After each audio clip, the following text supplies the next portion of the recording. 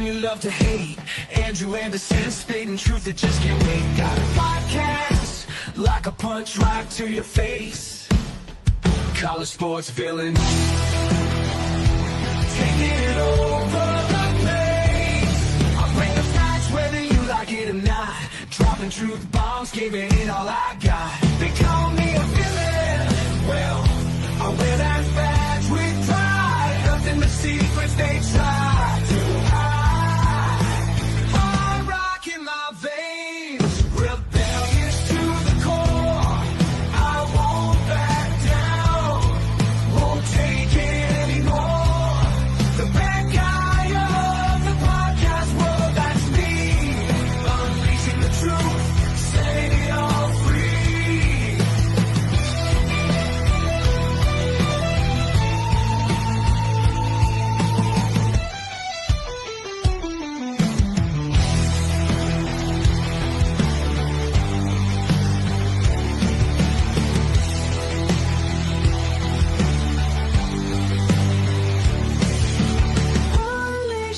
Nobody can stop me now.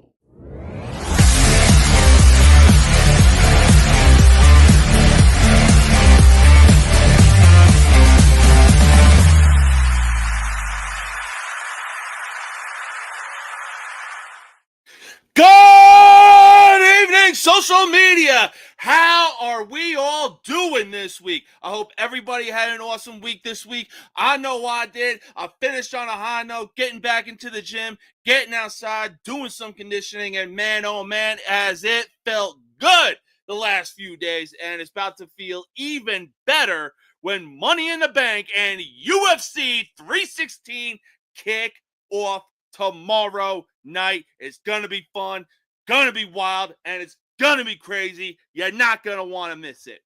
Now, as always, do not forget to click the link in the description of this video to check out all the social media platforms that I am on, and be sure to check out some of the other stuff that is on there as well. Whether you want some true victory apparel, whether you want to make sure that your information is secretly protected, that with the VPN service of NordVPN. They are the best in the game right now. You won't be sorry.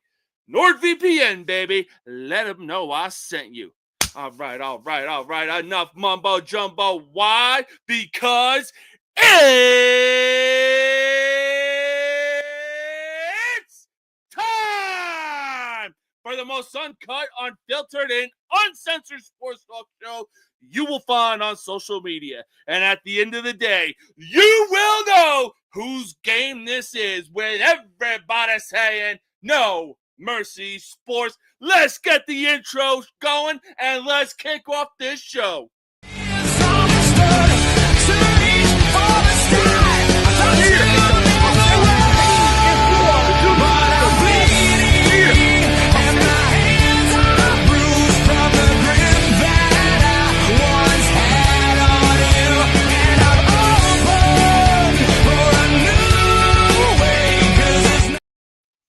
Let me talk to you. Why? Because, ladies and gentlemen, we are live. And man, oh man, am I glad that baseball season is here. But I'll tell you one thing, I'll be even happier when college football and the NFL season are officially here in just a few short months. Actually, 3 months to be exact. Oh my God, it cannot come soon enough to wake up on a Saturday morning, watch at college game day, and watch NFL kickoff. There is no better way to spend your weekend. But for right now, we have baseball season going on, and man, oh man, has it been a crazy one, or a crazy season. Wow, why did I want to say series? In any case, look, I'll be honest. Last weekend, being a Yankees fan did not go exactly planned when I saw that the Yankees were going into LA to take on the Dodgers. But it was a pretty crazier scene than the World Series itself. I mean, I'm surprised one of the scores in one of the games in this series didn't turn out the way that it did in the World Series. But to close out the month of May, the Yankees would go and get a beatdown on another level as the Dodgers routed the Bronx Bombers 18-2. The game was so bad for the Yankees that camera people were actually showing shots of Shohei Ohtani sleeping in the dugout. I kid you not when I say that. But look, if the Yankees are going to look to go back to the World Series and even try to win their 28th World Series, can they afford bad losses like this? No, the hell they cannot. Well, look, I'll tell you one thing. We're going to get to the Dodgers in just a sec. And right now, the Yankees are currently sitting comfortably atop the AL East, and hey, for good reason. I mean, you look at the roster that they have, you look at the lineup that they have, and you would think that they'd be struggling a lot more not having their ace, Garrett Cole. But Max Fried, being the veteran that he is, stepped up big time and was like, you know what? Hey, I got this. On top of that, Aaron Boone has actually been finding the right formula of putting in Devin Williams in the 7th, 8th inning spot. And he's actually shown a lot of confidence being in that position while Luke Weaver closes it out. But he's also been switching it up. There's been a few games where Devin Williams has had a few close calls, but hey, when October rolls around, that is something that the Yankees cannot afford. If I'm Aaron Boone, you keep Luke Weaver in that closing spot because he will get you the closes that the Yankees need, and on top of that, need to get the key wins in series come October baseball. But for right now, like I said, they cannot afford bad losses like this. This is not good for them, and other teams will look at it like, oh, hey, much like the defending champion LA Dodgers, they are human. They are vulnerable. We got to capitalize on this. The same way that the 03 Marlins capitalized on Steve Bartman's catch. Now, if you're a Cubs fan, that is a very scarring story. So hopefully after that 2016 World Series win for the Chicago Cubs, Steve Bartman was pardoned by the city of Chicago. In any case, like I was saying, the Yankees cannot afford a loss on this kind of level, the Yankees cannot afford a loss like 18-2. That is just bad. Right now they're currently playing the White Sox, and they were hot in the first inning. However, the Red Sox have been inching their way back. They currently find themselves down 3, and hey, obviously, when the Yankees and Red Sox get together, you're going to be seeing fireworks. Right now, the box score reads as follows. The Red Sox have 6 runs on 5 hits and 1 error. Meanwhile, the Yankees have 9 runs on 15 hits and no errors. And right now, Jonathan Loaisiga is in the pitch, is on the mound, looking to keep the Yankees alive to make sure that they win the first game of this series against their bitter rivals, the Boston Red Sox. So right now, to circle back what I said, the Yankees cannot afford a loss like this on their resume, especially if they want to go into the playoffs, have one of the highest seeds in the playoffs. But let's be honest, it's probably going to go to the Detroit Tigers because they have the best record in the league right now. But we'll see what happens come playoff time. Anyways, speaking of the Yankees and last weekend in their series against the Dodgers. Now, look, I get it. We're in the area of sitting at 100 or less than 100 games left in the regular season. But when you're the defending World Series champions, there is no room for error, and there is no room for mediocrity whatsoever. But look, don't worry, because I would be holding the Yankees to the same standard that the Dodgers are currently sitting at right now. I'll explain in just a bit. Now, almost a quarter of the way through the season, the Dodgers started off to a 23-10 record and looked like they were going to go into cruise control and just stay there, while the Giants, Padres, and hell, maybe even Diamondbacks were all going to be fighting for second and third place. Right now, the Diamondbacks are currently sitting at a 500 record, but their game against Cincinnati is in a rain delay. Now, for the Dodgers, though, in their last 31 games, they are currently 16-15. They are nearly at 500. They will be at 500 if they lose this game to the St. Louis Cardinals tonight. Now, for the Dodgers, if they're going to try and eye a repeat, can they afford a few 500 streaks from time to time? No, they cannot. They cannot afford to go on streaks of, you win a few games, you lose a few games. Next thing you know, when you get to like 20, 30, 40 games, you're just sitting at 500. Now, look, I get it. They've been on a winning streak their last 10 games. I want to say 7-3, maybe 6-4 at best or at worst. But like I said, they're the defending World Series champions. They can't afford to be going through something like this kind of run. You're the champs. You're supposed to be on cruise control right now. You have the second face of the MLB being Shohei Ohtani on your team. You got one of the best first basemen in the league being Freddie Freeman. You got two of the best pitchers. Yeah, you got two of the best pitchers being Yoshinobu Yamamoto. And look, it's going to take a while for him to find a rhythm. But come next year, I think once he's had the experience under his belt, Roki Sasaki will be a very dangerous dude. But for right now, look, the Dodgers have an all-star lineup. I'm talking like almost are on the same level as the 2015 Kansas City Royals. And let's be honest, the Kansas City Royals in 2015 were so stacked that almost their entire roster took up the American League lineup. And it was absolutely bananas. But look, like I was saying, the Dodgers cannot afford to go 500, to have a 500 drought run, whatever you want to call it, Look, I get it.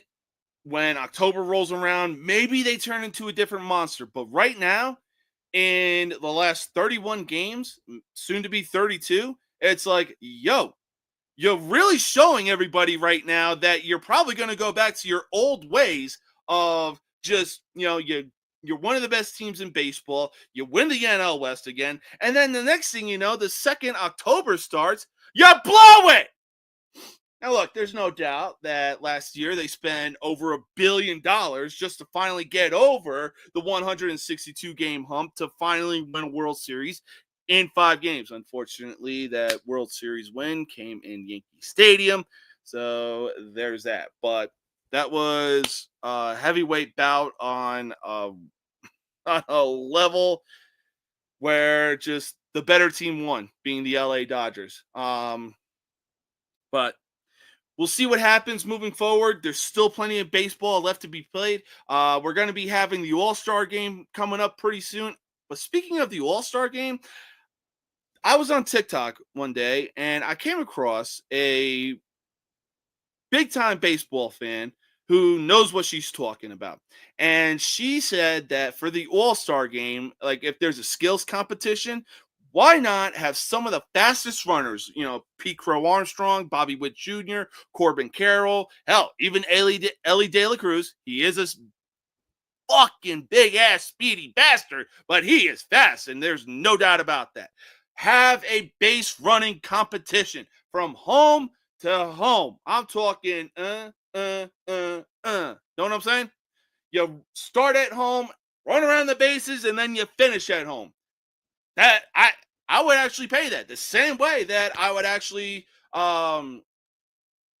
pay to watch the home run derby. And I swear to God, if Pete Alonso gets his polar bear having ass in that home run derby again, like, dude, you're not winning it anytime soon. So that's all I got to say about that. But let's continue the trend with the LA Dodgers. More importantly, Shohei Ohtani. Why? Because, I've been doing some thinking, and I realized something thinking back on the last few years of baseball. So, if you can believe it or not, the White Sox actually made the playoffs in 2008 or 2018. Yeah, they made the playoffs in 2018. Anyways, they made the playoffs in 2021. And look, they had a good team. They had a team that looked like, hey, you know what? They're going to be a serious playoff contender for the next few years. And we'll see what happens because they got a good lineup. They got some good pitching. They got Tony La Russa as their manager. Let's see what happens. Unfortunately, any sort of wave of momentum that the White Sox found and were riding on in 2021 disappeared faster than a Dragon Ball Z instant transmission. And that is some fast shit right there, if you ask me. But here's the 411 on what happened. So, on a random night in a game against the Twins, it's the top of the ninth. I believe it's 1 or 2 outs, maybe no outs. I'm not entirely sure. Former White Sox catcher Yermin Mercedes would come up to the plate, and the White Sox are in full control. Again, it's the top of the ninth. It's 14-4. Who gives a shit, you know? So Mercedes is like, fuck it. This pitch is coming at me. Why not nuke one to dead center to put my team up 15-4? However, it's crazy. Beyond crazy. Now, look, I get it. Yermin Mercedes is like, you look at the dude and you just go full on Conor McGregor. Who the fuck is that guy? He was part of a team that was really going to help the White Sox make some good playoff runs. But it's crazy how things happen and even change for that matter. Because let's fast forward to last year. The Dodgers are visiting Miami, and Shohei Ohtani is on the verge of becoming the first person in a 50 home run, 50 stolen base club. Now, I guess that's a good feat to be a part of. About a few years ago, maybe 2023, baseball analysts and fans were celebrating Ronald Acuna Jr. for joining the 40-70 club.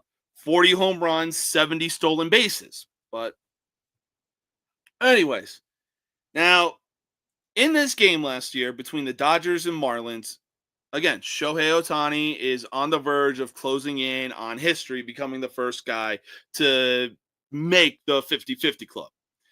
So, in that game, he would go 6 for 6, getting his 50th home run and his 50th stolen base. However, let's fast forward to the top of the ninth.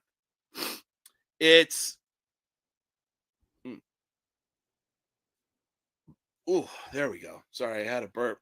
Anyways, let's fast forward to the top of the ninth. There's 2 outs and 2 runners on, and the Dodgers are in full control the same way that the White Sox were against the Minnesota Twins.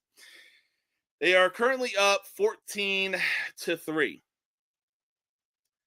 Shohei gets a pitch from a Marlins position player and sent it into orbit. Like, if you've seen Miami, the Marlins Stadium, and how big their right field home run area is, there's 3 decks. Like, I'm talking bigger than the 3 decks that the Yankees have at their stadium. Shohei Ohtani saw a 68-mile-an-hour pitch and sent it into fucking orbit. Bro, you already got your 50th home run in that game.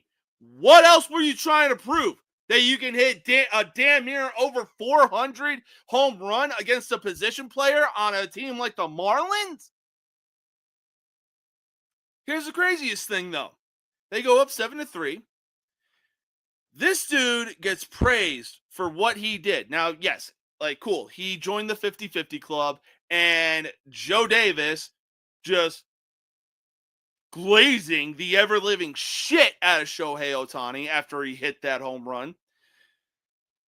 This dude is getting praised. You would have thought he fucking discovered fire. But when a guy like Yermin Mercedes does it, he gets kicked off the team and his career hasn't been the same since. Now, is it fair for players to be breaking an unwritten rule? I'm pretty sure it's an unwritten rule.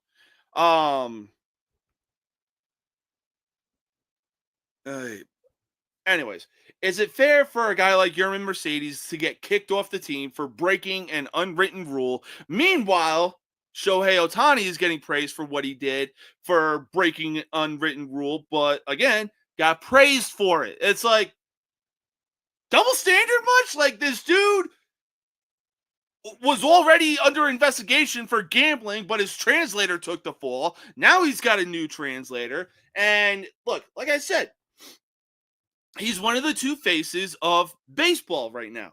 That's all fine and dandy. What a freaking doll. Let's hop around with the fuck around gang, the LA Dodgers. Good for them. But no, it's not fair, you know? Look, Tony La Russa, get your head out of your old ass, because there were times in 2021 where your old ass was actually sleeping in the dugout instead of focusing on managing the goddamn game. But Yermin Mercedes goes ahead and does this. You fucking throw him off the team, and then on top of that, his career hasn't been the same. But then again, you have Shohei Ohtani, who goes a perfect 6 for 6, and then just in the top of the ninth, shows off for what? For fucking what, dude? What did you have to prove hitting that home run? You already became the first player creating the 50-50 club. What were you trying to prove with that home run? Please tell me what you were trying to prove with that fucking bullshit. Now, look, I respect you, but if you're going to be going through some controversial things and all you're going to get is a slap on the wrist, meanwhile, another dude gets kicked off the team, because I guarantee you, if Dave Roberts was actually a smart guy and didn't have his head up his ass, he probably would have done the same thing Tony La Russa did. Like, dude, we're up 14-3. The fuck you care? The fuck does it matter to you getting a home run like that? You know what I'm saying? It's absolutely bonkers and fucking bananas, if you ask me. But yeah, Mercedes, his career has been miserable. He hasn't been the same. Meanwhile, we'll see what happens. Meanwhile, Shohei out here is getting glazed on for the season that he's having. But, you know, me being a Yankees fan, I'm glazing the shit out of Aaron Judge for what he's doing, nearly having a batting average of 400, 21 home runs, and 51 RBIs. But speaking of miserable, they say misery loves company. Well, move over, misery, because you definitely have some company. The Miami Marlins. Oh, boy. Oh, boy. Now, there's no doubt about it that the Rockies are easily the worst team in the league right now. They currently have 12 wins and 50 losses. By the time the last year's White Sox had 50 losses, they had 5 more wins than this year's Rockies team.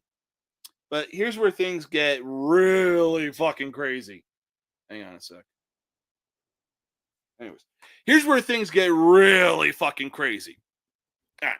Bear with me on this. So, the Rockies visit South Beach, and you would think, because they have 9 wins. I kid you not when I say that. They had 9 wins going into this series and 50 losses. So you would think the Miami Marlins have an easy chance to get a sweep on the Rockies, or at least take the series 2-1. That's all fine and dandy. You think that's going to happen, right? You know, take the series or get a sweep. Nah. The Rockies swept the Miami Marlins.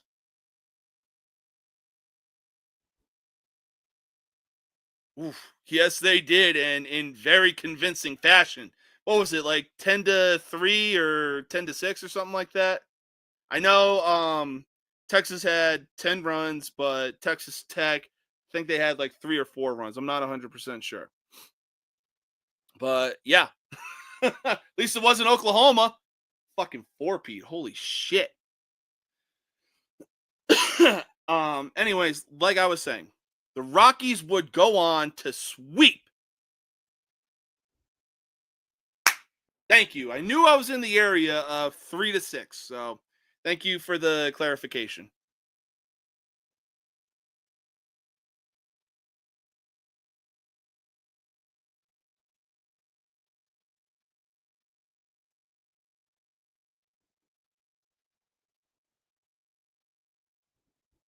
All right, cool. So, final score of the Women's College World Series was 10-4 in favor of Texas. Big time facts, dog. Big time facts. Look, my wife watches the Women's College World Series and she cannot stand Oklahoma. She hates them the same way that during Nick Saban's run as Alabama's head coach, I hated Alabama. Whew! That was how dominant Oklahoma was. God damn. But yeah, like I was saying, Marlins get swept by the Rockies, and it is absolutely crazy to think about this. For the Miami Marlins, in the last 15 years, some kid out of California by the name of Mike Stanton, who you know now as Giancarlo Stanton, would be part of the Marlins team. Cool.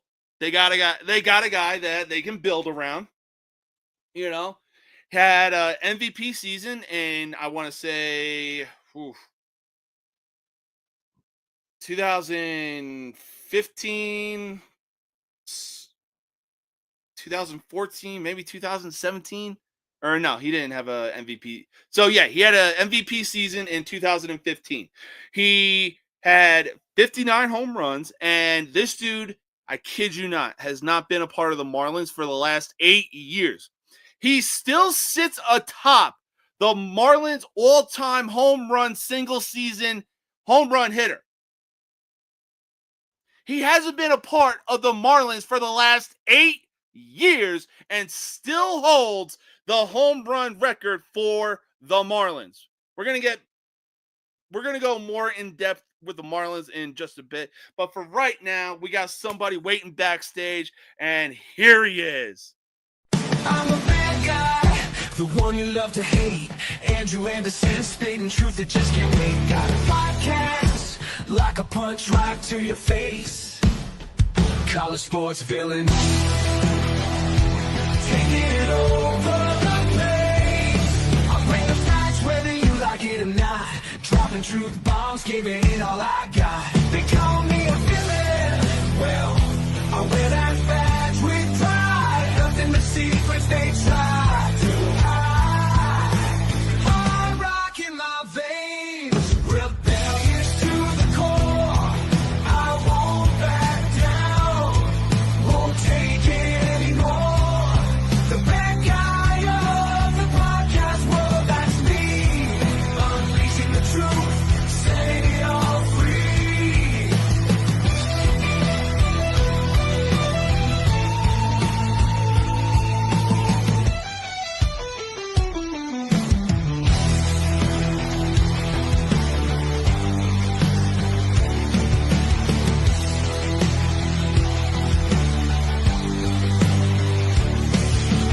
Unleashing the truth. What is good, Mr. Anderson? How you doing tonight? I'm good, man. I just got home from work, and I'm ready for this. Hell yeah. Glad to see you got home safe, settled in, and we're able to make it to the show tonight. Oh, for sure. I wouldn't miss this for nothing. I got my list ready. Let's do it. Woo! Oh, yeah, it's going to be a fun one tonight. So, like I was explaining earlier, last weekend the Yankees faced the Dodgers and faced a beatdown of epic proportions. The final score was 18-2. If they want to make it back to the World Series or even win a World Series this year, can they afford bad losses like that?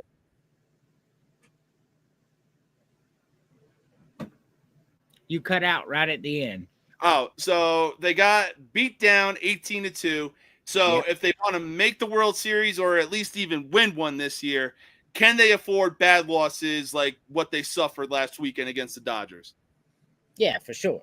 This is baseball. Sometimes it's going to happen. Sometimes, what's great about baseball is sometimes the pitchers are just not on, and you could go and have a bad game and give up 14 runs, and then the next few games you could give up 3 or less every single one. That's why pitching is so important. Look at the Braves. When Chris Sale's out there, they win. When he's not, they lose every single time.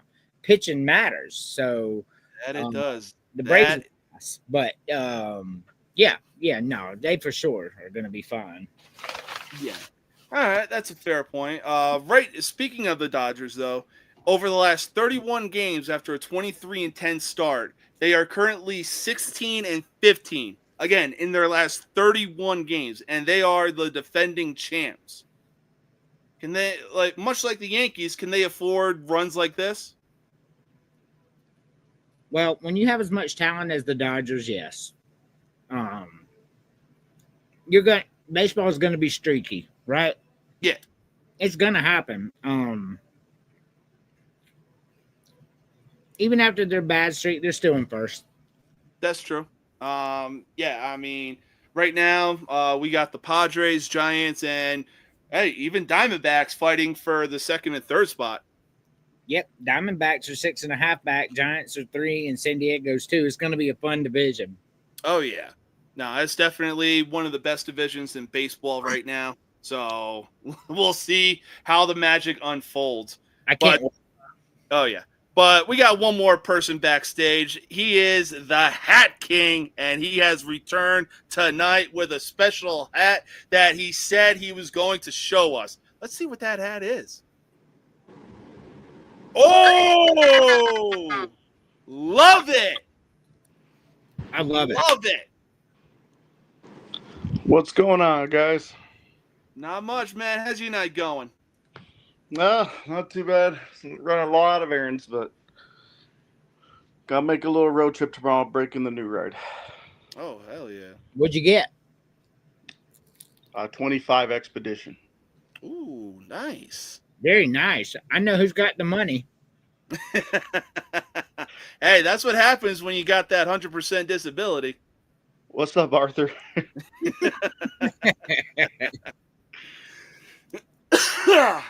All right, but we're going to stay on the topic of baseball. Now, in the last 15 years, the Miami Marlins have been such a mystery that Sherlock Holmes hasn't been able to solve. Like, you look at all the players that have come through that organization, and the Marlins have literally let them walk for practically nothing. I mean, Giancarlo Stanton, Marcelo Zuna, JT Realmuto, Jazz Chisholm. The list goes on and on. Is there time for a change for the Miami Marlins front office? I don't think they have the money. I mean, they're not selling merch. Nobody's coming to the games. You know what I mean? Yeah, no, I completely agree. I mean, well, they have 12 wins and swept Miami, but for right now, I think that what Miami needs is a new owner so they can find the right people to get in, find the right players that can help win them games, and maybe even win a World Series for the first time since 2003. Just keep it kosher. It's more Very controversial than the hat. Hey, look, that's my favorite. Outside of Braves, that's my favorite baseball hat of all time. The one you're wearing, right? Not the flat, but the symbol. My Yeah. favorite baseball hat of all time, bro. You're wearing it right now. That's my favorite. Oh, yeah. That's even my favorite, too. It's like, it's so iconic. It's so Like, it goes both ways. It's retro, but it could also still be new school at the same time. You know, you just add a little more details to the logo. For sure. Boom, there you go.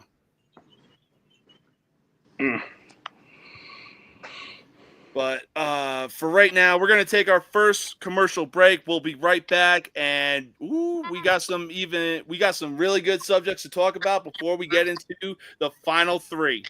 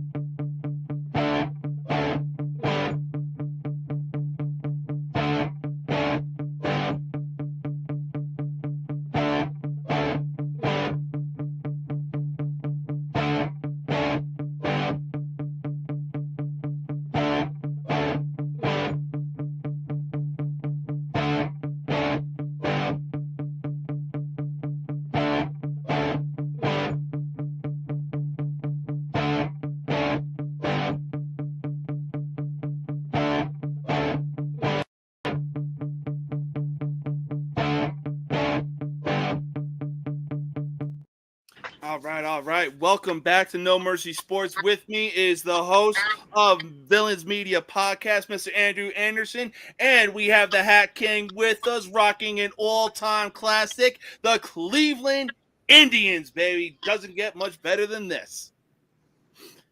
All right. Now, over the course of the four major sports, hockey, football, baseball, and basketball, it's one thing to win the championship, but sometimes it's so nice, you got to do it twice. In the NHL, most recently, the Lightning have been the team that repeated. Right now, we're on the verge of seeing the Florida Panthers get the repeat. In the NFL, we've seen the Chiefs repeat, although they shouldn't have after the mediocre season they had 2 years ago. But that's neither here nor there. What's crazy, though, is that for baseball and basketball, it's been a while since we've seen some teams get the repeat. Last time was the Yankees in their 90s dominance run. And last time for basketball was the Golden State Warriors. Now, each sport has their own valid argument of like, hey, we're the toughest sport to repeat in. But when it's all said and done, which sport is actually the toughest to repeat get a championship and repeat? MLS. Well, I mean, right now it's basketball. Like basketball hasn't had a repeat champion in what 9-10 years now. Yeah. That's really crazy. As much as NBA is boring, they have created parity, which is good. They just don't know how to use that parity to their advantage. They really don't. I mean, Nope. like you said, it's been a while. And on top of that, the last few years we've seen a different champion. And right now for this year's finals, we're going to see a first-time champion between one of these two teams. Yeah, for sure. And it's going to be really cool. Oh, yeah, absolutely. And honestly, I think a team like the Pacers deserve it. I really wasn't buying into it when they were playing in their series against the Knicks because the Knicks were beat the defending champ, Boston Celtics. And then it's like, okay, well, they're riding a serious wave of momentum right now. Honestly, maybe in 6 games against the Pacers. That wasn't the case. I told you, though, the Pacers were hot. Oh, yeah. And they pulled an insane comeback. And then what's really crazy is in game 1, the Thunder had a lead for 49 minutes, 59.7 seconds. Yep. And then Tyrese Halliburton was like, I bet, watch this. Here's the thing. The reason that the Pacers are so successful is because they're clutch, bro. They never give up. They have balls of steel, ice in their veins, and they go out and they do work. That's what makes them so dangerous. Yeah, they got a really good squad right now. Tyrese Halliburton is the face. Neesmith, he's doing his own thing. Obi Toppin has been a different person since he left New York because that dude's playing with ice in his veins right now.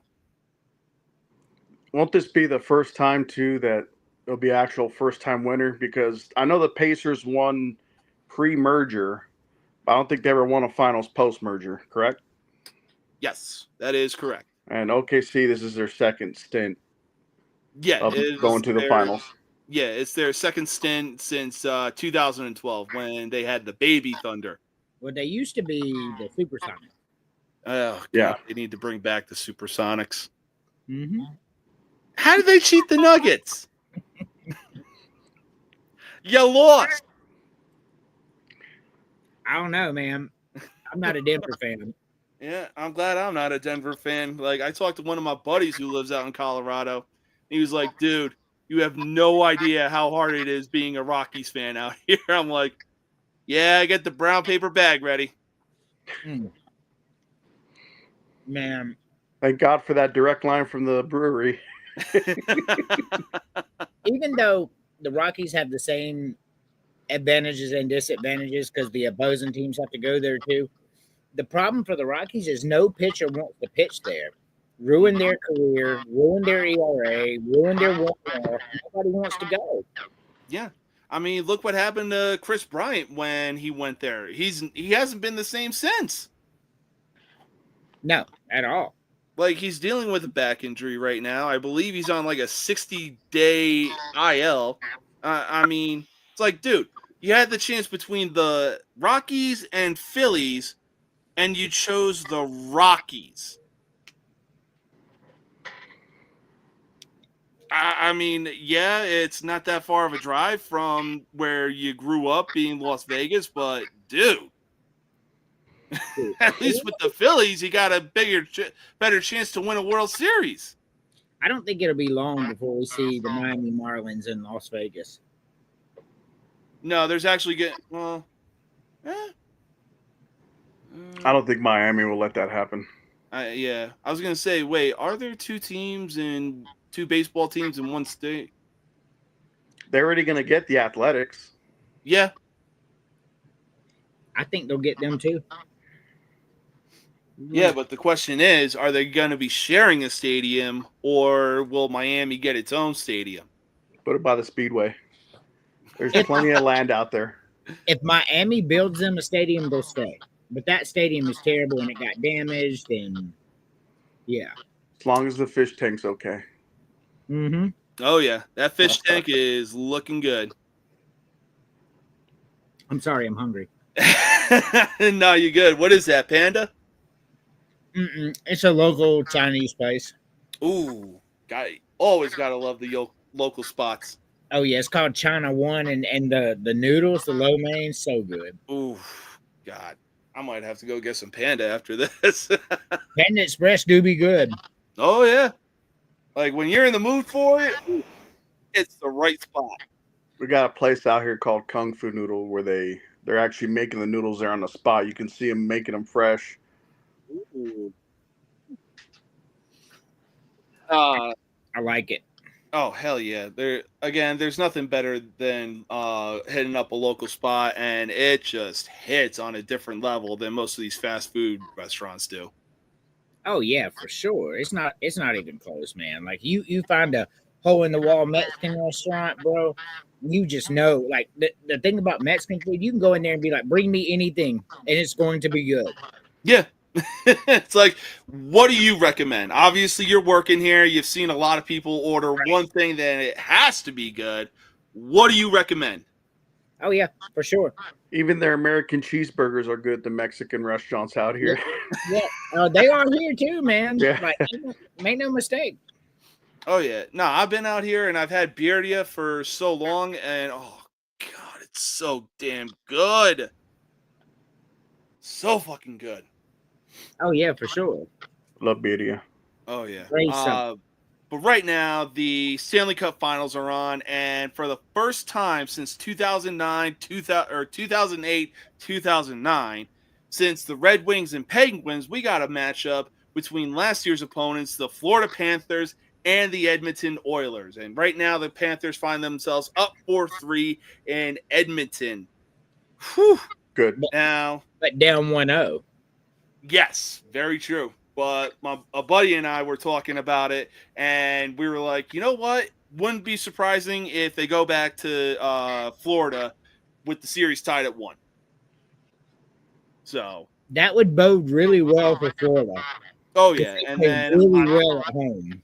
oh yeah, and then on top of that, it's also like, look, they already met. The series went 7, but not in the order that you thought it was going to go. But without a doubt, this series is going to go 7. So if they split Florida and then just go back and back, we'll see what happens. But this series right now is really exciting. Edmonton's good though. That they are. They have Draisaitl and Connor McDavid, and Yes. McDavid is on that revenge tour, which leads me to my next question. Will Edmonton bring the cup back to Canada, or are the Panthers going for that back-to-back win? All right. So, if Edmonton finds a way to win tonight and they go up 2-0, I say Edmonton wins this series. Yeah. But if it's a 1-1 split heading back to Florida, then the series becomes interesting. I just had a feeling before it started. Give me Edmonton. Yeah, honestly, much like last year's World Series between the Yankees and Dodgers, Game 1 was like the real trendsetter. But like you said, if Florida gets this win tonight, then this is going to be a very entertaining series. But if Edmonton goes back to Florida up 2-0, yeah, it wouldn't surprise me if Edmonton gets the wins their cup, wins their first Stanley Cup, and God knows how long, probably like the 60s or 70s. It's been a long time. Oh yeah, it's been a long time for every Canadian hockey team. The 80s. Oh, okay. For Edmonton. 60s, you're thinking of Toronto. Yeah, that's it. Oh yeah, because Edmonton had the great one over the course of a few good years. Oh yeah, him, Yuri Curry, Messier, McSorley, Grant Fuhrer. Damn. Or was it Bill Ranford who was in goal? I don't know. Either one. That's a hell of a lineup too. Yeah. But we shall see what happens. There's currently 6 minutes left in the final period, so we'll see. Panthers again in 7 because I hate Connor McDavid. I got respect for the guy, but at the same time, it's like. So I won't tell you if something happens. You said What's what? There's like 4 minutes left, so. Okay, yeah. I'm like, almost 2 minutes behind because of my TV service. It has its little hiccups every now and again, but it is Wi-Fi based, so As long as nobody ruins it for you, it don't matter. It's fine hell for yeah. you. I'm not Hell going to yeah. ruin it. Anyways, let's move on. Let's move on from hockey and move on to something that is coming up in just a few short months: college football and NFL. Oh, it's going to be a fun time. Right now, let's start with college football. It is nearly here. We are almost, 3 months away from college football? Yes. Like, hell, I can hear Texas A&M playing the song Power before their players even get onto the field. I can hear the goddamn crowd practicing their midnight chant, for crying out loud. I could hear Vandy Chris complaining about a safety that should have been called. Man, And talk about it the rest of the season, how that's the reason why they didn't win the SEC. You should have been in the chat earlier, man. Him and Brandon were going at it. Oh, yeah. Oh, I was just like, okay, that's none of my business if it ain't me. It's fun to watch, though. I mean, it's just Chris still saying the same thing. A 12-0 Air Force team should be over 11-1 Georgia team because competition doesn't matter, only if you win.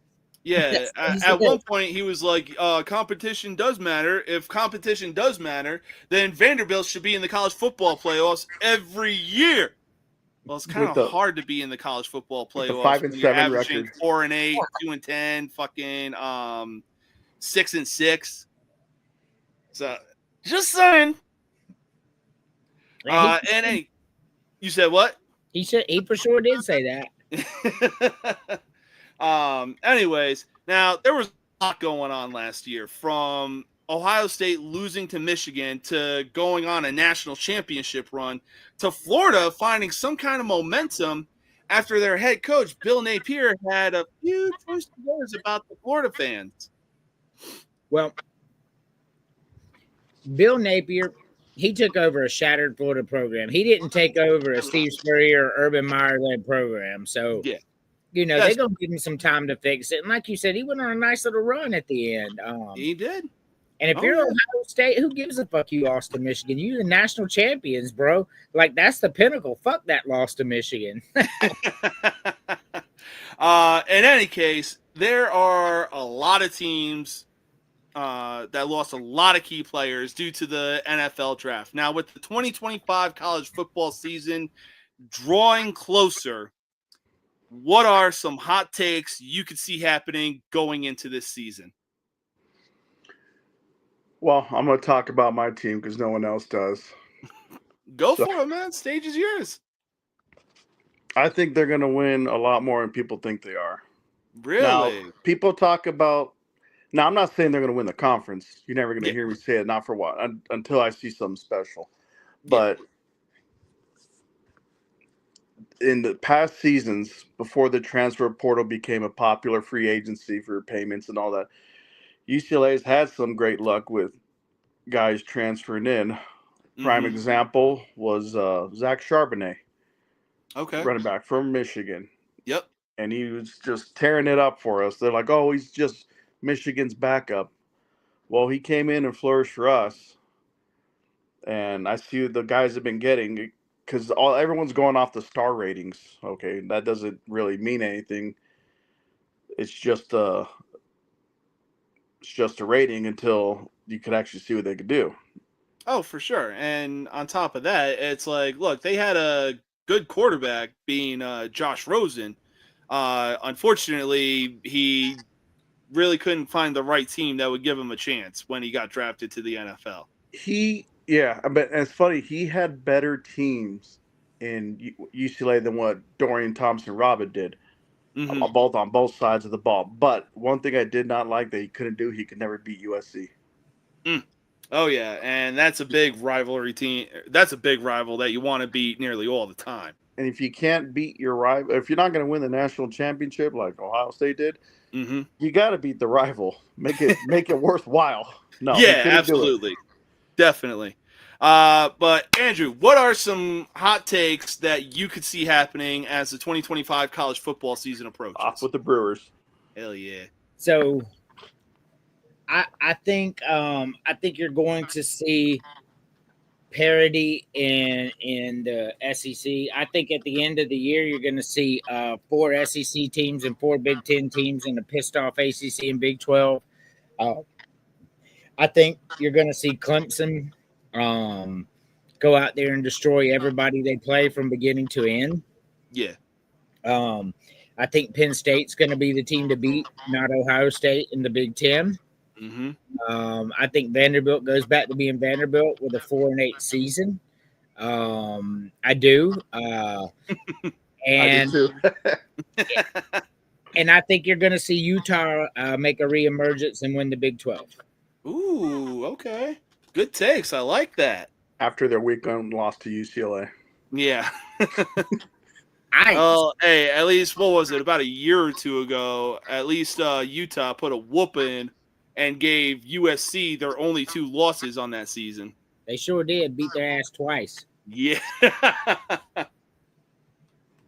So, I was a big Utah fan right then.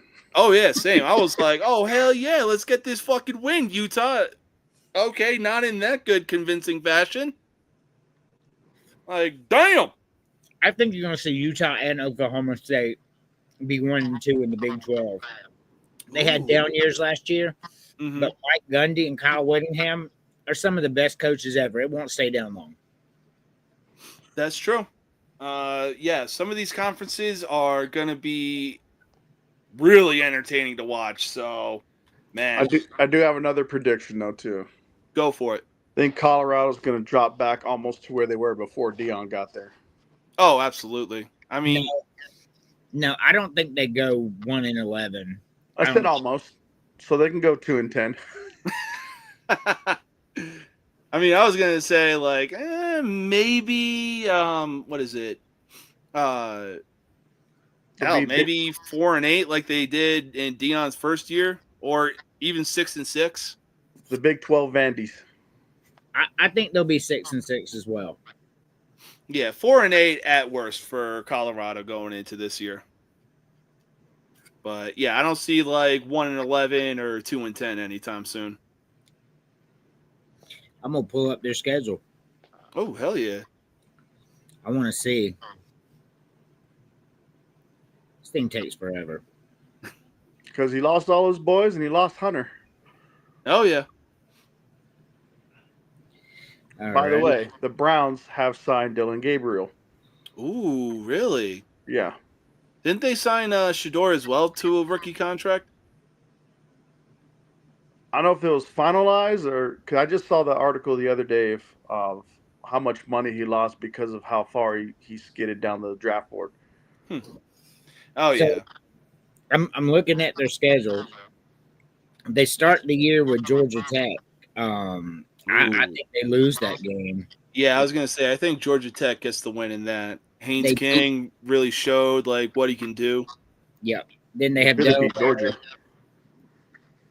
They'll win Delaware. They'll beat Houston. They'll beat Wyoming. They'll beat BYU. BYU's going to be bad. Yeah. TCU, they'll probably win. But they'll lose to Iowa State, lose to Utah, lose to Arizona, lose to West Virginia, lose to Arizona State, and lose to Kansas State. I'm predicting 5 and 7. That's a reasonable schedule outcome. It's a pretty tough schedule to be in the Big 12. Oh yeah, especially because they're not a part. Oh god, are they in the? They're in the Big 12, right? Yeah. Okay, but yeah, that's definitely a tough schedule, especially when you're in like one of the more lower conferences, being the Big 12. But yeah, I mean, for right now, the only 2 conferences that matter. We'll call them B tier.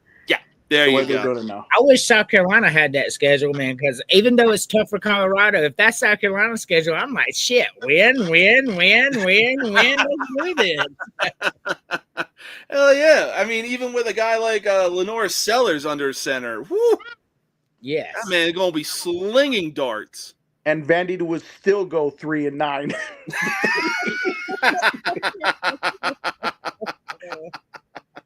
That is awesome. Oh my god! Well, we know Chris isn't watching, or he'd be commenting right now. I know. Oh my god! The comment section would be flooded with just him alone. For sure. Oh, man. But much like college football, the NFL is underway. And the good news is Joy Taylor can now calm her flotation devices. Hint, hint. As Aaron Rodgers is now a part of the Pittsburgh Steelers. And on top of that, he said that he would be flying out to Pittsburgh to participate, love the hat, by the way, in mandatory minicamp.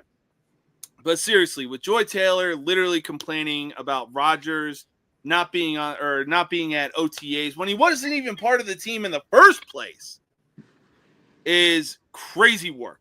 But does Rodgers, with the addition of Rodgers, does he actually do anything for the Steelers going into this season? Oh, yeah, for sure, man. All right, so look, you got Aaron Rodgers, right?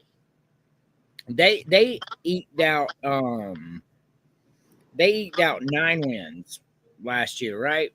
Yeah. With a washed up quarterback and somebody who hasn't been developed properly. Yeah. Aaron Rodgers and Mike Tomlin, that's a lethal combination. I could see Steelers making the playoffs this year. I could too.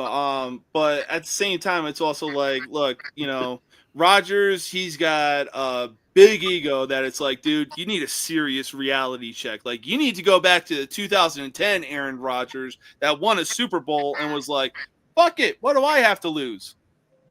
That's probably what started the ego in the first place. No, look, dude, this guy is eating mushrooms in the off season. Yeah, that's true. So I mean, I don't think it's ego. I just think he's crazy.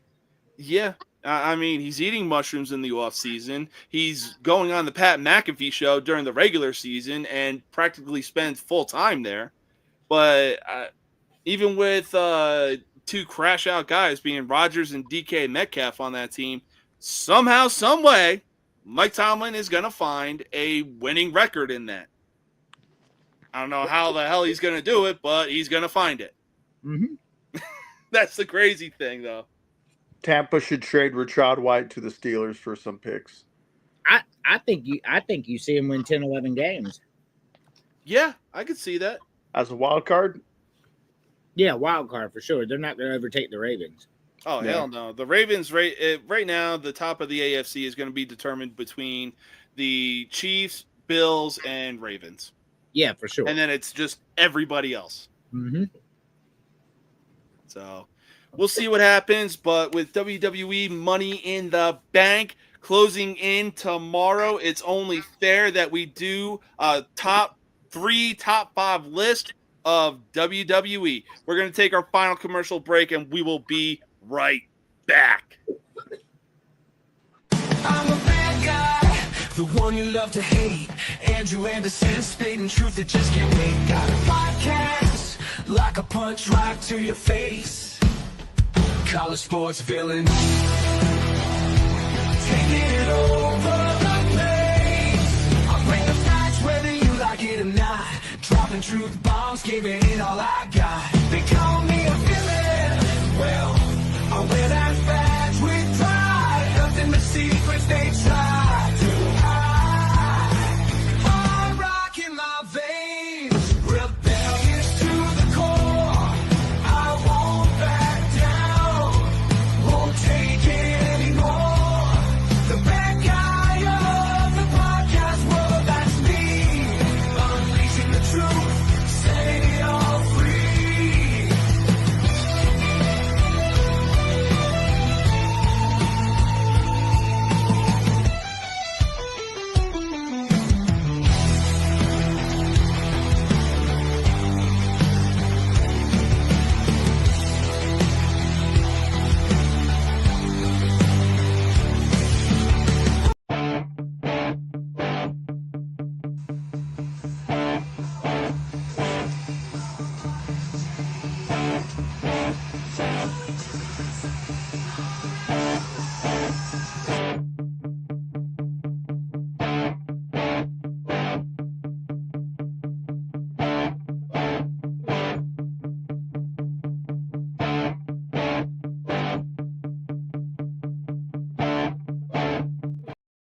All right. Welcome back. An update in the Stanley Cup Finals. With just seconds remaining in the third period, the Oilers would find a way to tie up the game, and back to overtime we go. Man, this is one exciting series.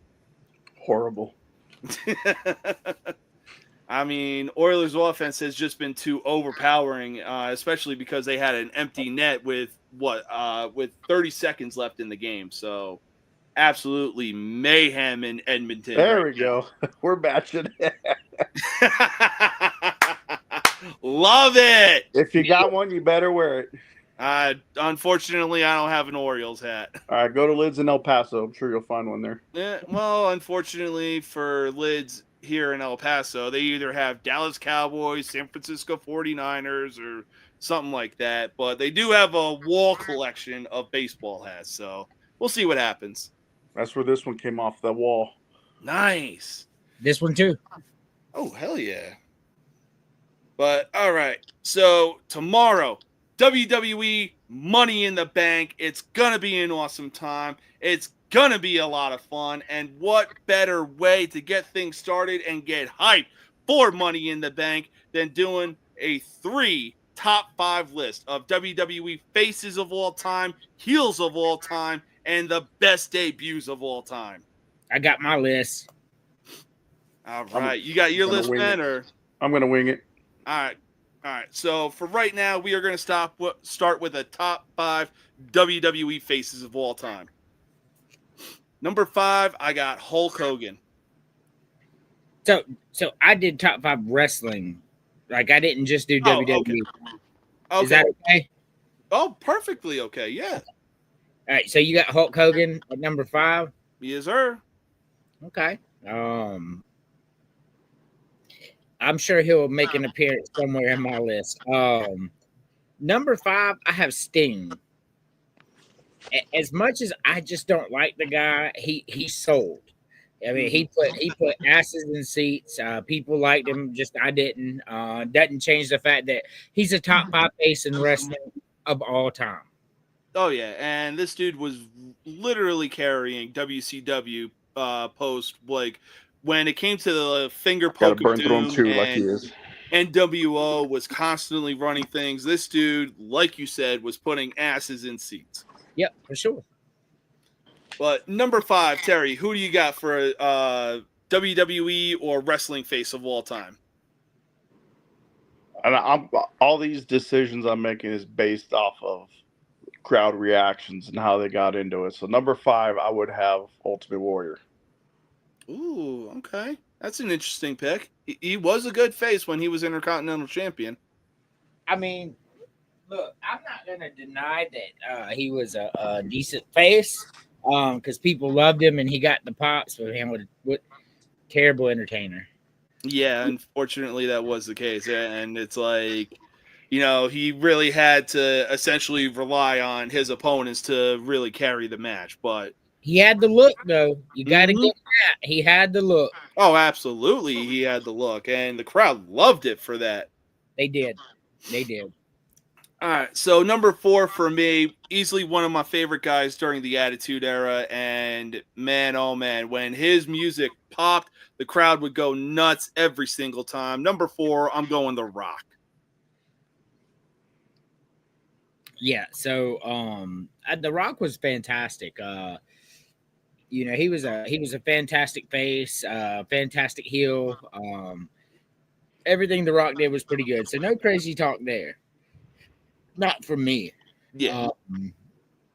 Number 4 for me is DDP because during that NWO run, he was the people loved him more than Sting.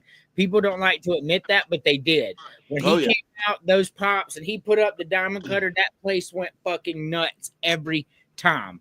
DDP deserves to be on this list. Number 4, DDP. Oh, yeah. I'll agree with you 100% on that. I mean, this dude was within shouting distance of Sting for getting an insane pop. Yeah, I mean, I think he got a better pop than Sting personally, but that may be my bias. Yeah, no bias here. Number 4, Terry. Number 4, I'm going to have to go the excellence of execution. Mm. That's pretty self-explanatory there. What? You're talking to a Shawn Michaels fan here. Oh, But don't worry, there's still time for the heel list. oh yeah. But I mean, hey, it's a good reason behind it. Like he was one of the faces during one of the biggest faces during what was it? Like the babyface era, or was it still the golden era in WWE? It was like the transition between the golden era and the attitude era. He was a fantastic face. Like he was the face of the company. Just not my kind of. Like, he was the enemy. Very true. Very true. But yeah, moving on. Number 3. This dude could easily be the greatest face of all time, but there's one that sits at the number 1 spot for me. But number 3, I got to give the spot to Undertaker.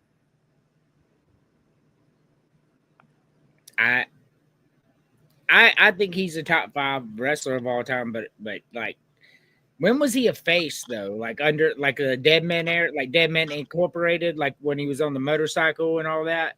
When he was when he was American Badass and Dead Man Incorporated, yeah, he was definitely a face. And then just like 2000s and on, he was like the ultimate face, and everybody was scared out of their minds of him anytime. He even had a brief face run on his first gimmick. Yeah. And then people were like reacting to him. I think it was when he saved the Macho Man from getting popped by Jake the Snake with that chair. Yes. So he stopped him from that, and that's what started that little. And then the matches he had, like the casket match he had with Yokozuna. Mm-hmm. Yeah. He was the big face in that company.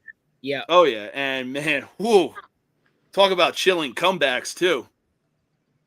That was like the stuff of nightmares anytime he came back. Yep, agreed. But number 3, Andrew, who you got? Number 3 face all time for me is John Cena. Mm-hmm. I mean, this guy, like 17 titles. People, when he would come in, those pops would be for real. Like they loved him some John Cena. And he was a face for like 17 years. Mm-hmm. And he was the face of the company at the same time. So not having John Cena on this list would be crazy talk to me. That's fair. That is fair. I mean, yeah, like you said, this dude was carrying the company for like the entire time that he was WWE champion, and anytime he was losing the title, he was still carrying it.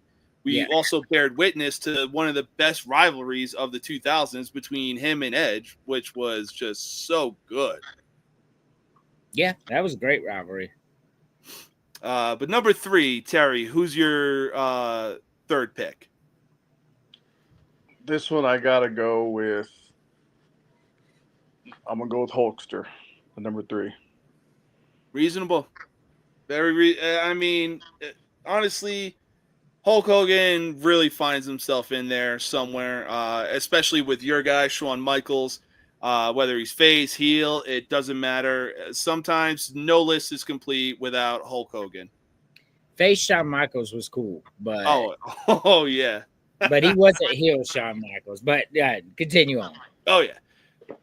Number 2, I mean, he was your number 3 spot, Andrew, but I got him in the number 2 spot. Number 2, I'm going John Cena. Like you said, he carried the company for so long. Yeah. And, man, we didn't notice it at the time when he made his debut, but when he got into that rap gimmick, it was to the moon.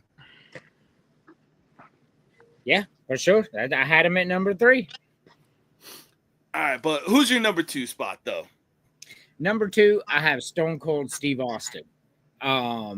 Like honestly, like he's number 2 all time on my list. His feud with Vince McMahon is legendary. You talk about somebody who not only did he carry the company, what this dude did in reality was turn the tide of the Monday Night Wars. People were like, man, Stone Cold is so fucking cool, man. And they would turn it there. And after he would go off, they'd turn it back. And so yeah, Stone Cold number 2 for me. You ain't lying. And like you said, his feud with Vince McMahon will forever be legendary. And that people were literally living vicariously through this guy because it was like, yes, that is what I want to do to my boss. I want to give him the middle finger. I want to tell him off. I want to pour beer down his throat when he's like knocked out, just because it's like, this is what we're witnessing on TV. Yeah, for sure. But number 2, Terry, who you got? I got the people's champ, The Rock. Reasonable. Very reasonable. And on top of that, like, people say, you know, oh, we've never been so divided, but they never witnessed a rivalry like the Rock and Stone Cold Steve Austin, because that was one of, if not the best rivalries. I gotta tell you, I love The Rock, but he didn't do it long enough for me. Yeah, because it was around like the late 90s or no, it was around the early 2000s that he just dipped and went to Hollywood. Yep. So that's why he's not on my list. That's fair. But number 1, I mean, you had him at number 2, Andrew. Number 1, I got Stone Cold Steve Austin. I mean, for me, it's not even close. The dude, anytime you heard the glass shatter, you knew business was going to pick up. And, I mean, even to this day, we're still using the what chance. Yeah, for sure. Yeah, he was. I had him at number 2. Nothing but a superstar, bro. Oh, yeah. But who is your number 1? So you had him at 5. Terry had him at 3. You may not like the guy, but that's irrelevant to me. Hulk Hogan is the greatest face of all time. He literally was the Michael Jordan of WWF, saved wrestling, brought it to the forefront, and he's the greatest face that ever lived. And for me, it's not even close. Yeah, that's fair. I mean, hell, even when he crossed over to WCW, the numbers just skyrocketed. And that was when he turned heel. Yeah, I mean, they were already doing well, but when he turned heel, it was a big deal. It really was. But, hey, that is a good list if I've ever seen one. Terry, who's your number 1 pick for top wrestling face of all time? Just like you mentioned earlier, because stuff we'd like to do to our bosses we don't particularly care for. I'm going to go with the Rattlesnake on this one. Hell yeah. I mean, ain't no better person to do it when you were growing up in the 90s and you're just watching this dude lay waste to his boss and just screaming, shouting his face like this close. I mean, but with every face in WWE or wrestling in general, there's always got to be a heel, aka a bad guy. So with that being said, for top 5 wrestling heels, number 5, I got to start out with one of the OGs, the Iron Sheik. Iron Sheik was a fantastic heel. Not a very great in-ring performer, but he was really great on the mic, and you really believed that he hated people. So no crazy talk there. Oh, yeah. Number 5, who is your wrestling heel? Number 5, greatest heel of all time for me is Brock Lesnar. When he beat The Undertaker and killed the streak, he became a top 5 heel of all time because people fucking hated him. You know what? That's true. Yeah. You get no crazy talk here. That is true. Yep. Number 5, Brock Lesnar. Terry, who is your number 5 heel? I'm actually going to go with Andrew on this one too.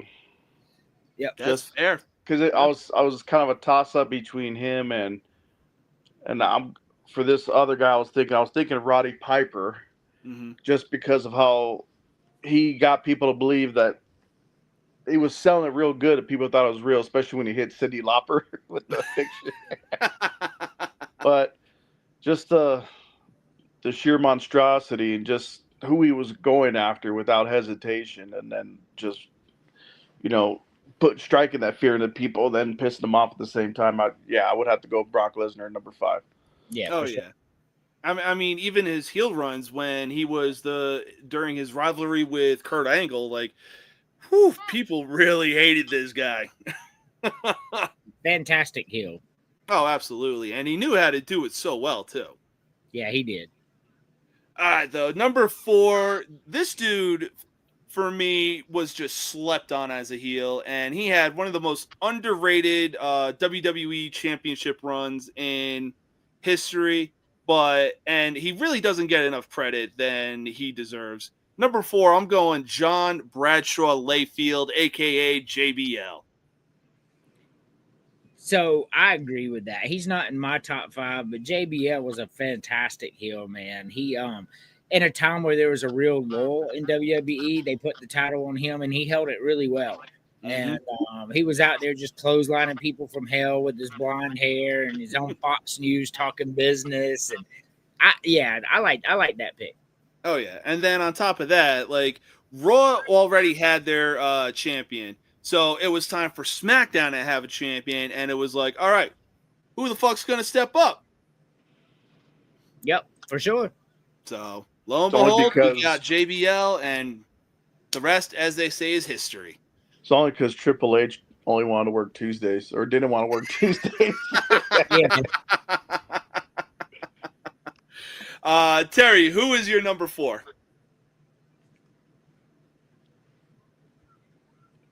I would go with the Nature Boy, Ric Flair. Ooh, that's a good one. Whether it's WCW or WWF, WWE, whatever the case may be, and no matter how old he got, if he just turned on somebody, people would just hate him like they did back when they were younger. He was able to draw that out of the crowd. So, Oh yeah, I mean they don't call him the dirtiest player in the game for no reason. Nope. But number 3, like you said, my man, because Triple H didn't. What's up? I got to do my number 4. yeah. I already thought you did your number 4 for some reason. We're batting out of order here. Oh yeah, yeah. Who's your number 4, my man? Number 4 for me is Vince McMahon. Ooh, okay. Vince McMahon was the ultimate heel. You talk about people hated somebody, boy, they fucking hated Vince McMahon, bro. And he wasn't even a wrestler; he was the owner.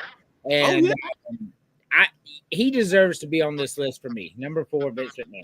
Yeah, you know what? He really does. No crazy talk on Vince. No crazy talk on Ric Flair. I mean, awesome. Number 3, like you said, dude, Triple H didn't want to work Tuesdays, but man, when he was a manager and turning on guys, you hated him to no end. And he's still doing that to this very day. Number 3, I got to go Paul Heyman. Yeah, Paul Heyman is a fantastic heel, always has been. Oh, yeah. And on top of that, he's just so good on the mic, and, you know, he just knows how to work the crowd. And in my opinion, is pretty much the only guy I know that can make an entrance just by saying, ladies and gentlemen. Yeah, Vicky Guerrera could. Oh my God! Right before She's an you honorable mention right there. Before you said that, I already heard her damn voice in my ear. Bro, she is a straight up honorable mention. Straight up. She's an honorable mention for me too. Fantastic heel. Excuse me. I love it. And she'd come out with that Karen hairdo. Yeah. Oh my God. Too good. Too good. But Andrew, who is your number 3? My number 3 is Triple H. Triple H is a heel was scary as hell. If you caught his attention, like you'd be in the middle of a promo, you'd be backstage, you'd be in your car, you'd be in a wrestling match. Next thing you know, this motherfucker's out there with a sledgehammer just fucking wailing on you for no other reason than to be evil. He didn't even have a reason. Like you just looked at him wrong one day and now you have a problem.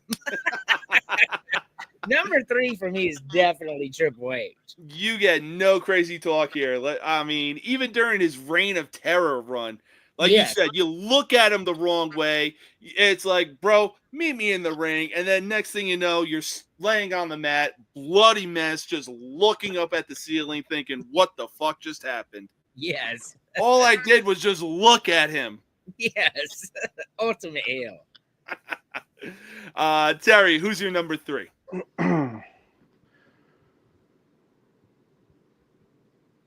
Well, I actually changed my list in the middle of it after I heard what Andrew said, because I was going off of wrestlers, Mm-hmm.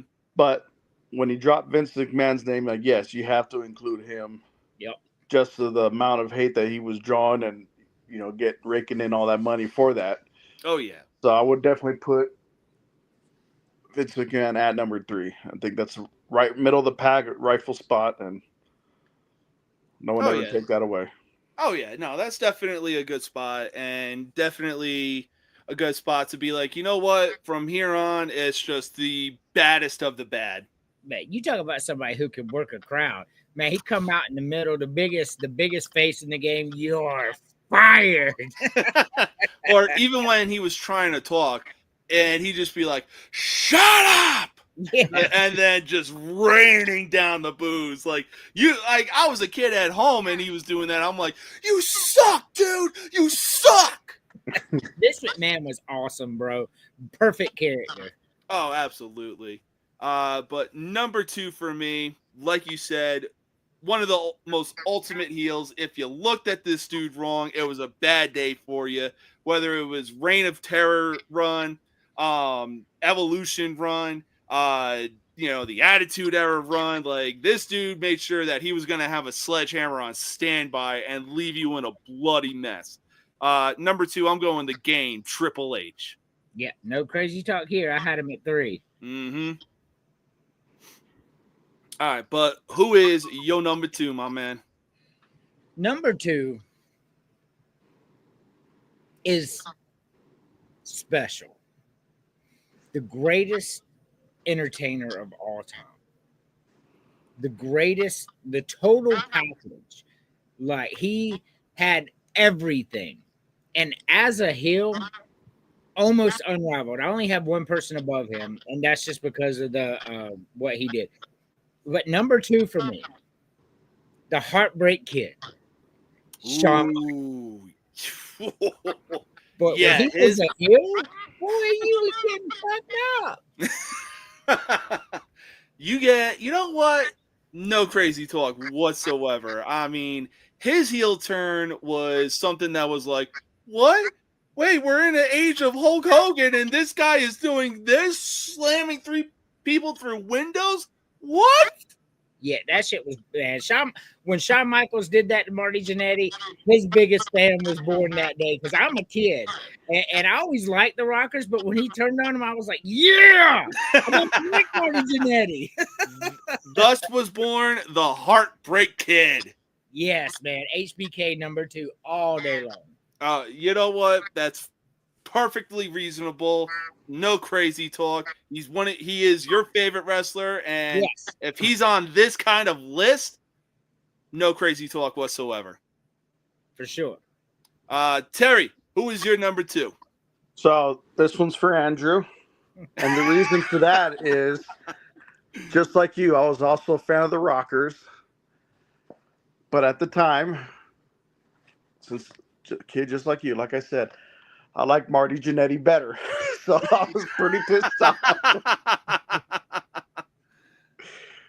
But I'd have to go with Shawn Michaels on this one. Yes. The perfect heel. Oh, yeah. I mean, yeah, Triple H and Shawn Michaels, when they were heels, god damn it, you hated to love them, but you loved to hate them. For sure. For sure. Like, that was literally Triple H and Shawn Michaels to the T. Yes, they deserve to be there. I love you. Oh, absolutely. Yeah, absolutely. But number 1 for me, I mean, he is the reason that WWE is in the place that it currently is in right now, or even why we had an Attitude Era, a Ruthless Aggression Era, some of the most vicious things that we have seen on a regular Monday Night Raw and Friday Night SmackDown. We were getting free pay-per-view matchups on a random Monday and Friday night. But, man, no matter what, people hated this guy to the very fiber, no matter what he was doing. Number 1, for me, no matter what, it's going to be Vince McMahon. Yeah, he made all our top 5 lists, and he fucking deserved to be there. Oh yeah, it's like Hulk Hogan. No list is complete. Like whether it's face or heel, if you have guys like Hulk Hogan and Vince McMahon in there. For sure. All right, but who is your number one? So, my number one was also my number one face, Hulk Hogan. He was the ultimate bad guy and the ultimate good guy. This is why Hulk Hogan's the GOAT. Not my favorite guy, but he's the GOAT. Like, as a heel, like as much as you hated Vince McMahon, if you watched WCW back in those days, like I did, like people hate, like when he fucking dropped that leg on Macho Man, public enemy number one, bro. Oh, even the commentators were shocked, like, oh my God, is he the third guy? Yes. And it was like, he did in the NWO run, spray painting people's backs with NWO. Yeah, the ultimate heel is Hulk Hogan. Oh, absolutely. No crazy talk here on that whatsoever. And that was what essentially skyrocketed WCW past WWE in the ratings, and thus the Monday Night Wars were born. Yes. So, yeah, you get no crazy talk here. But Terry, who is your number one heel? Again, gotta go with Andrew. Because you had the ultimate face turned ultimate hero. There was no gray area. Right. Just changed like a It was light 0 switch. or 100. Yes. And you could say with him doing that, it forced WWF at the time to create the Attitude Era. They were on the verge of it, but then this, like, oh crap, Hogan turned heel. Everyone's throwing garbage at him. They were. Grandmothers wanted to kill him. Yes, for sure. So that ring was becoming a certified dumpster. Yeah. So with him doing that, WWF had to just change their whole. They got to get rid of guys like Flash Funk and Mike Miro. Let's start bringing in guys like Stone Cold and The Rock and all that stuff. Like, we got to compete because they just changed the whole game. No, absolutely. But I mean, when it comes to heel or turning face, it kind of reminds you of like making a debut. Like, you've been a heel for so long, you turn face, it's unexpected. You've been a face for so long and you turn heel, it's unexpected. But when new guys come in, and over the course of time, there's been a few people that have come in and made a debut. But man, for these top 5 people, they were the freaking bar of making debuts in wrestling, and it wasn't even close. But number 5, I got to go with Bill Goldberg on this one. Unfortunately, WCW was so poorly ran that when we had WWF versus the Alliance, there was so much potential with it that we unfortunately had to wait around 2003, 2004 for somebody like Goldberg to make his debut when his contract was up. And who better to do it against than The Rock during his underrated Hollywood heel run? Yeah. Bill Goldberg is not in my top 5, but it was a big deal when he joined. But, number 5, Andrew, who you got? So, my list right here, I did this, and I remember these were the 5 most impactful ones that I remember. Number 5 is Medusa. She shows up on WCW with the WWF women's title, throws it in the trash can, and then walks off the stage. You talk about a memorable entrance, that right there, that was number 5 for me. That shit was like, oh my God, that's the actual WWF title. And that was really cool. So number 5 for me is Medusa. Fair. Terry, who you got for making a debut at number 5? Before I go with that, who was your number 1? I didn't hear your number 1 for heel. Was it Hogan also? Was that a clean sweep? Okay. Yeah. My number 5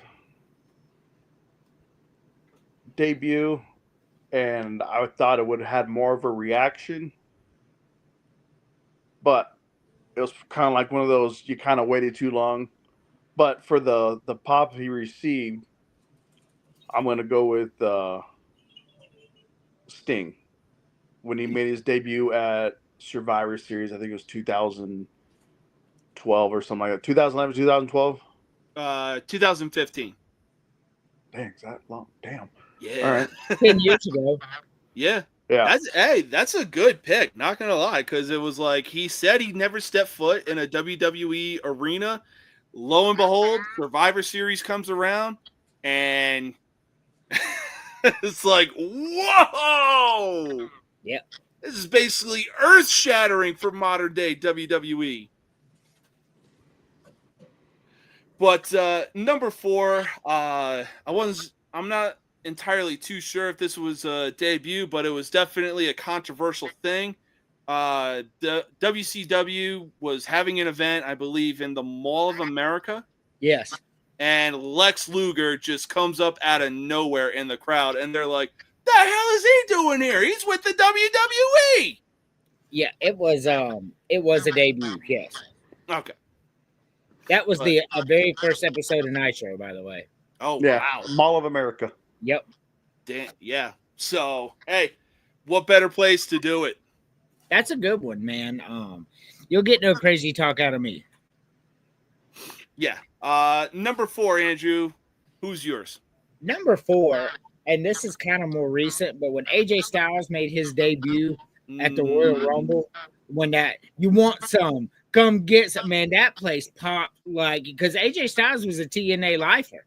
Oh yeah, so many opportunities to come to WWE and he didn't do it. And then when that music hit and he stepped on that stage, very few times have I heard a crowd be that loud before in my life. So for me, number 4 is AJ Styles. Yeah, you know what? No crazy talk. Like that will still give me chills to this day. Like as soon as people saw I Am Phenomenal, they just erupted. I was like, holy shit. Yep. Yeah, that's a good one right there. Terry, who's your number 4 for making a debut? Even though they didn't receive that loud of a pop, but it was just a sign of things to come. I'm gonna go whenever Kevin Nash and Scott Hall went over to WCW as the outsiders. They interrupted the broadcast and everything with Bischoff over there and everything, his whole team, and the whole crowd. It was just slowly stirring up, and then eventually, led to the wars. Oh yeah, and anytime you look it up, like even when I was watching the story behind it, and Rey Mysterio jumps off and Kevin Nash catches him, he's like, "Hey, throw me like a lawn dart into this trailer." It's like, bro, what? But hey, it worked and it was impactful. Yep. Yeah. So for me, my 3 through 1 are essentially the best of the best, and you can't beat debuts like this. But for the number 3 spot, like I loved that when Undertaker was still running things, they brought in the side story of like, your brother's alive, he survived the fire. Lo and behold, in walks Kane during Taker's Hell in a Cell match with Shawn Michaels, and wow, what an impact. Yep. So that is also my number 3. The build up to that was really good. Paul Bearer is like, your brother's still alive, Kane, and then he comes out with the mask and the flames are in the ring when he gets in there, and that right there, like I said, these are the 5 things that I personally remember the most at debuts, and that one was one of the best I ever saw, man. You talk about a fucking awesome debut. Kane was an awesome debut. That made his whole career. Absolutely. And then, yeah, I mean, anytime you see an interview with Undertaker, it's like, you know, he constantly is still getting asked to this day, is Kane your brother? Yes. In the ring, he is. Outside of the ring, yeah, I do consider him my brother because we wrestled together for so long. Yep. And, you know, it's like, you know what? Boom. That's no better way to answer a question like that. For sure. But, Terry, who is your number 3? I do have that one on my list. However, I'm going to have that one a little higher. Okay. This one I feel is it wasn't at a big event, like a pay-per-view event. It was at I think it was on a Monday Night Raw, if I'm not mistaken. When they did the whole thing with Sarah being stalked Undertaker's ex-wife. Oh, DDP. So the whole unmasking when Heyman was like, "Oh, look, it's the Undertaker," then him and JR were arguing. It's like, look at this guy. This son of a bitch has a mask on. It's not the Undertaker. So and like I said, going off the crowd reaction now, unfortunately, after this happened, he was just misused. His whole character was just shot to shit. Yeah. Made him Thank you, do. Vince. But I'm going to go with DDP on his debut. Oh, yeah. No crazy talk there. That is a good one. And that was on a just random episode of Monday Night Raw. But, man, way to make a debut of that coming over from WCW. Yep. Number 2, speaking of Kane, this was probably the first time that people were really introduced to a very scary character at the time, because we had guys like Hulk Hogan, Ultimate Warrior, even Bret Hart, Shawn Michaels, like all these guys that just had good gimmicks going for them. In walks in The Undertaker, Survivor Series 1990. Just classic hat, trench coat on. You're hearing like organ play, and it's like, holy shit. And it goes out with Dude Love. Yeah. that didn't make sense to me. It didn't make sense, but man, what a debut. Yeah. Andrew, who's your number 2? So number 2 was definitely when Scott Hall made his debut in WCW.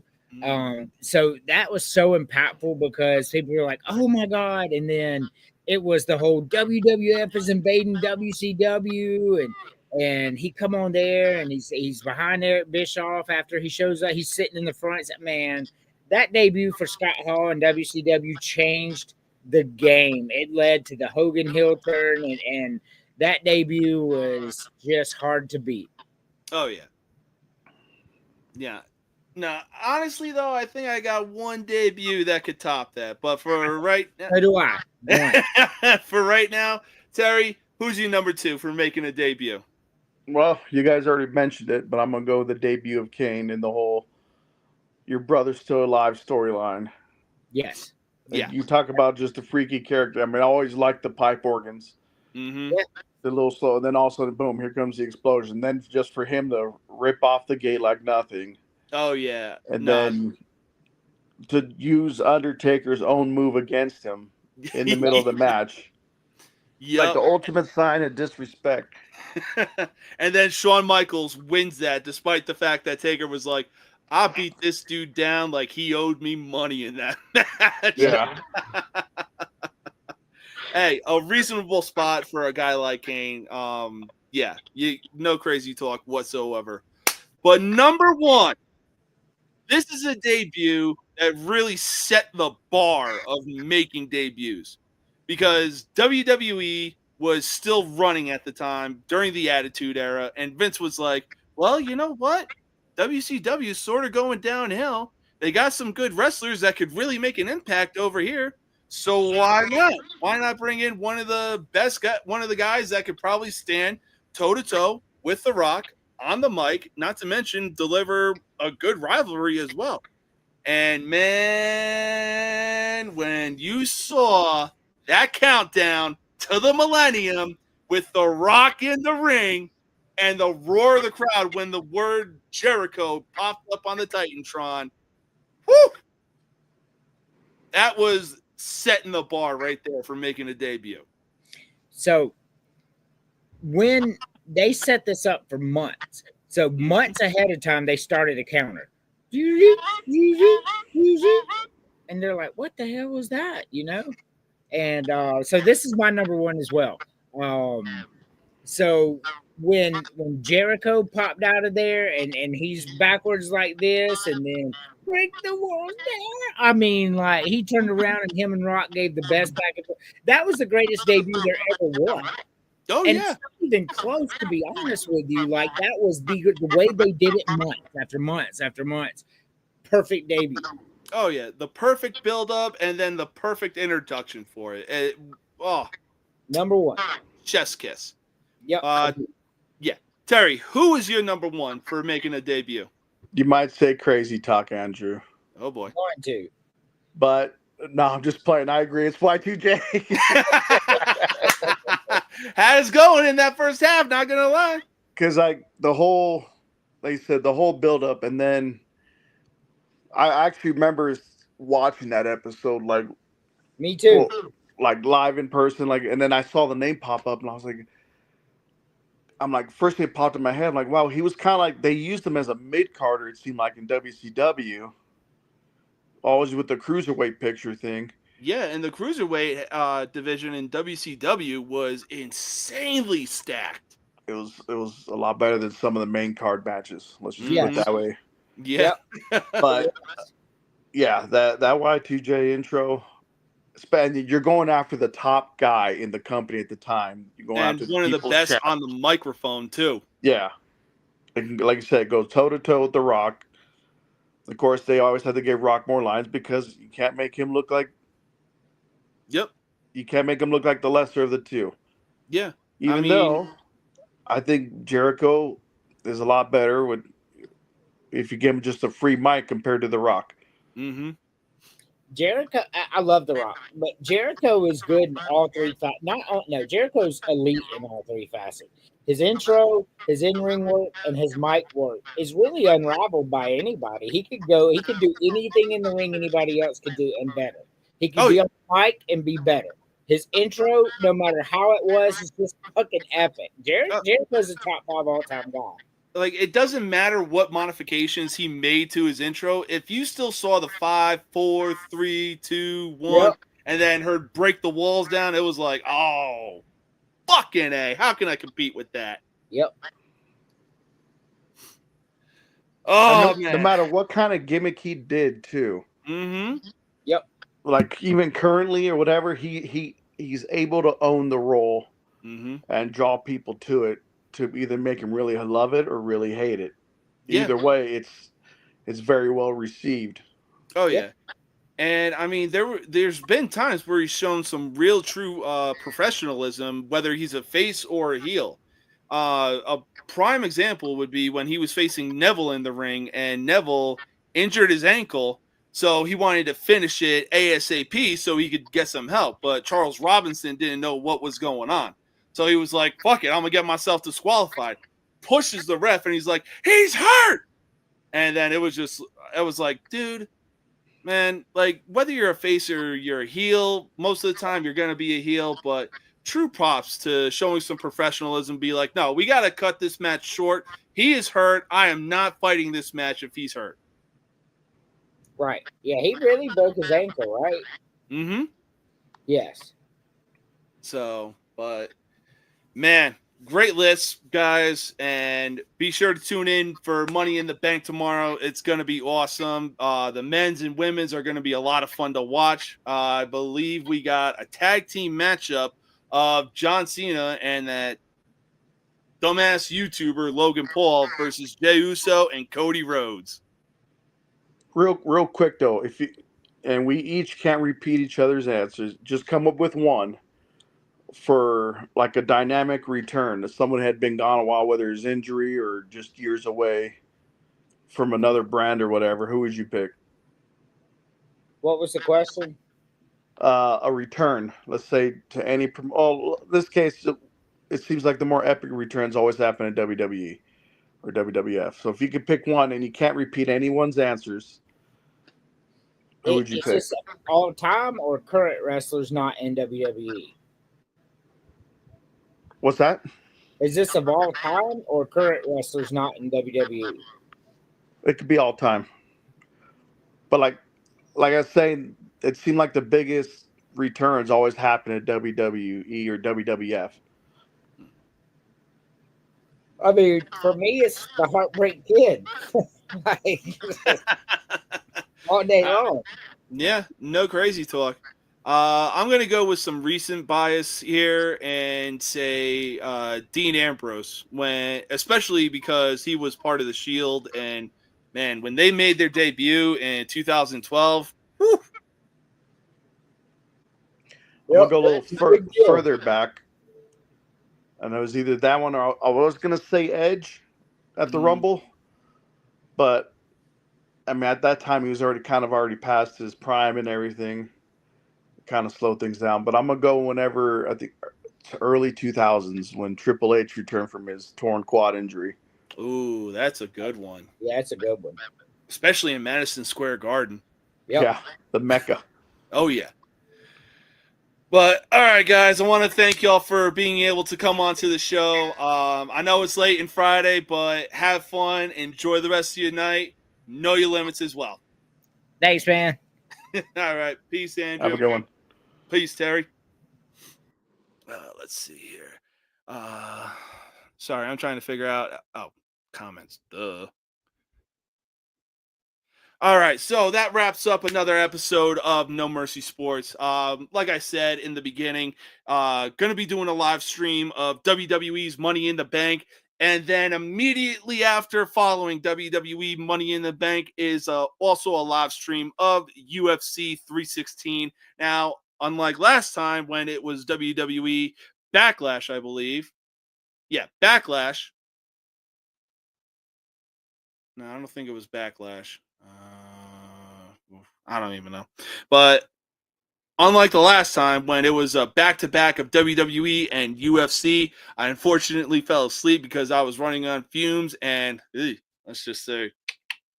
But that's not one thing I do know in life is that I never make the same mistake twice. So tomorrow night is going to be fun. Going to be doing a live stream. I hope everybody can come and enjoy. The camera's going to be on me. But have no fear, I will make sure that the volume is turned up to a reasonable level so everybody that tunes in can hear what's going on. But, yeah, like I said to Andrew and Terry, look, enjoy Friday night. I know we're approaching 10 right now, but look, enjoy it. Have fun. Know your limits. Until next time, peace.